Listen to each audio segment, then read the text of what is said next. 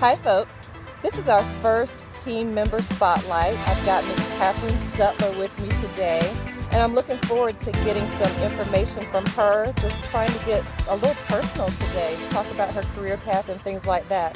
So let's get started. Good morning. Good morning. So Kathy, let's talk about your years in medical staff services, your career path, how you got there. Tell me a little bit about your journey.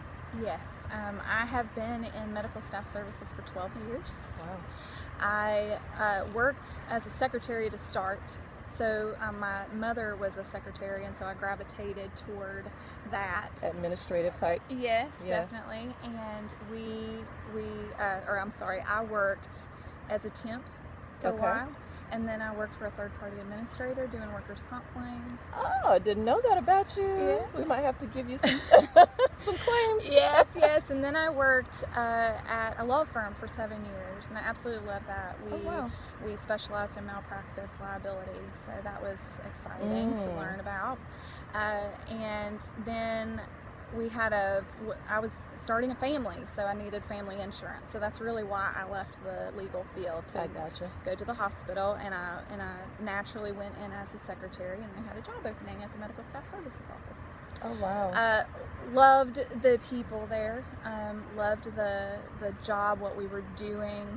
Our department at Charleston Area Medical Center was very much patient safety. Okay. And so that was exciting, and the chief medical officer, her name was Dr. Elizabeth Spangler. Okay. She was a nurse her whole life until about 40, and then she decided to go back to medical school. Oh wow. Yes. That's a journey. Yes. Went in her residency for an internist, and then ultimately became the chief medical officer of Charleston Area Medical Center. And absolutely, she inspired me.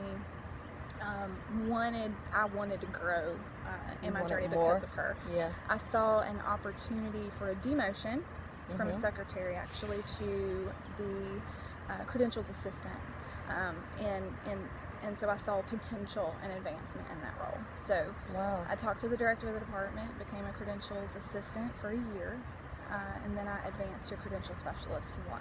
So what is the role of a credentialing assistant? How does that look? Well, I would process a lot of the reappointments.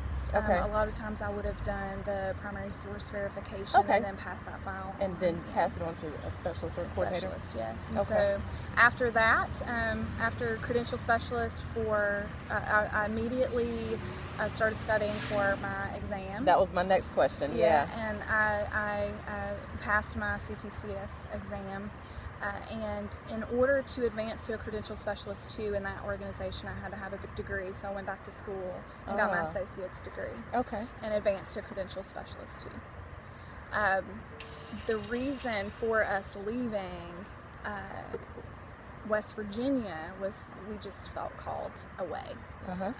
My husband's grandmother passed away. We were caring for her. I see. And so when she passed away, we just felt I didn't need to be there with my family. We're close. We travel a lot. But my husband's family is quite toxic. So we decided we needed to leave. Yeah. And I tried different places. I actually had interviews and job offers in Georgia and North Carolina, but I felt like Salisbury was calling my name. And so we're glad we got you. So came here and immediately went back to school for my bachelor's degree. I did come here as a credentials manager, which was the goal, and got my bachelor's degree, then took my CP-MSM, passed that, and then I wasn't done. I decided to get my master's. I finished that last year. And where'd you go? I went to Liberty University Online. Nice, nice. Yeah. It was neat to be able to complete a degree with a Christian worldview. Yes. And they really challenged both sides. Now, how did you juggle family? You had kids. Yes. And then you were going into an advancement in your career and working on an advanced degree. How did you do all that? I was very purposeful with my time. Good. Yeah. My family was very supportive of my career. And thankfully I had leadership that was in favor of my degree. And so really I worked, and I was able to disconnect. I worked on my schoolwork on the weekends. I would take breaks, and we played a lot of Uno. I took purposeful time. Uno's good. Yeah, I took purposeful time with my family. We made sure we sat around the table and ate dinner together, because those were the times that we had to spend together. So I guess with your family understanding your goal, and with leadership understanding your goal, it all helped out as far as that work-life balance. Definitely. That thing that I preach. Definitely, yes. So let's see. You've probably answered most of my questions. So talk about a few of your success stories. What are some projects or some implementations or things that you've done in the credentialing setting that you're proud of? What I call some wins. Yes, I am very proud of what's currently in my face right now, moderate sedation and the disaster policy, but these have been my life for a couple years now. Developed some e-learning education for moderate sedation, and it has been so successul that that's going to be a system initiative, so I feel really good about that. Same with the disaster policy. We have a great policy at Rowan, and so that's been acknowledged, and it's going to be a system-wide.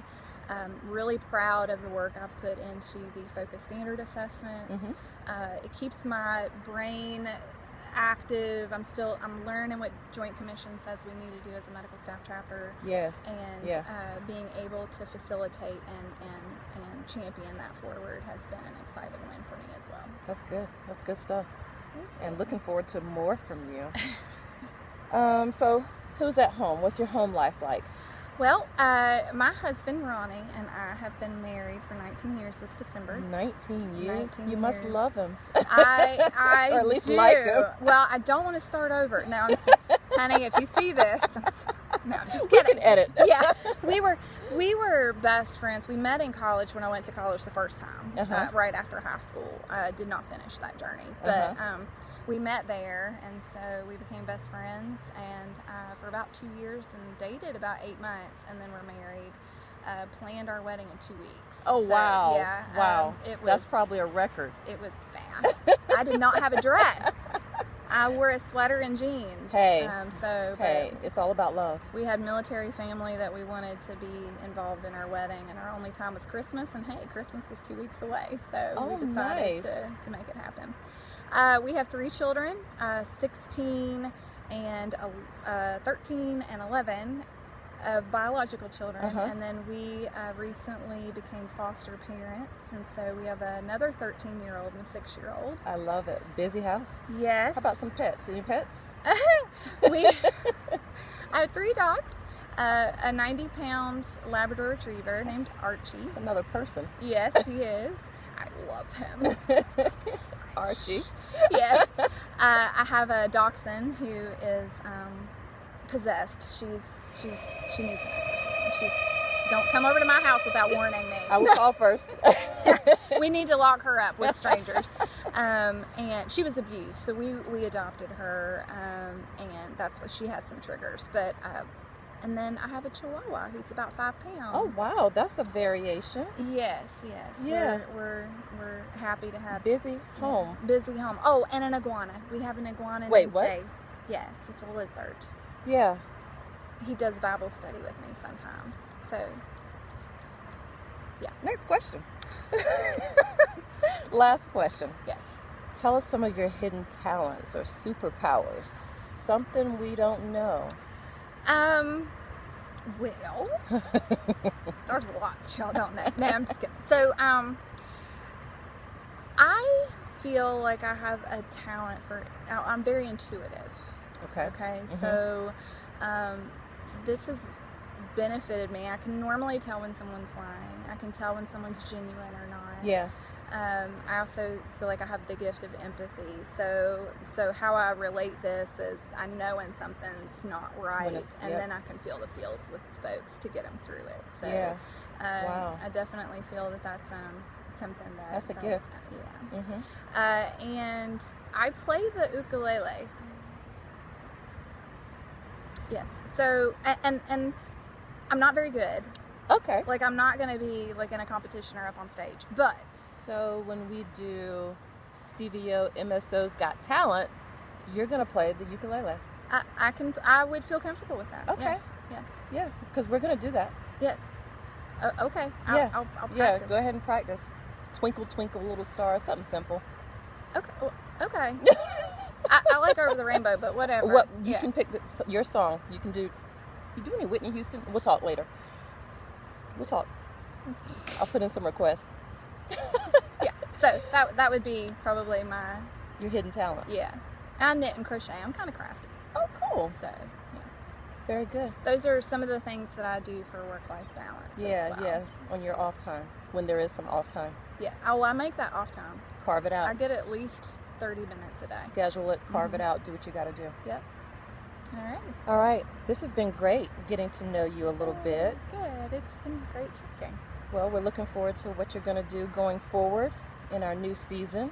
So more to come from Miss Catherine Stutler. See you later, folks.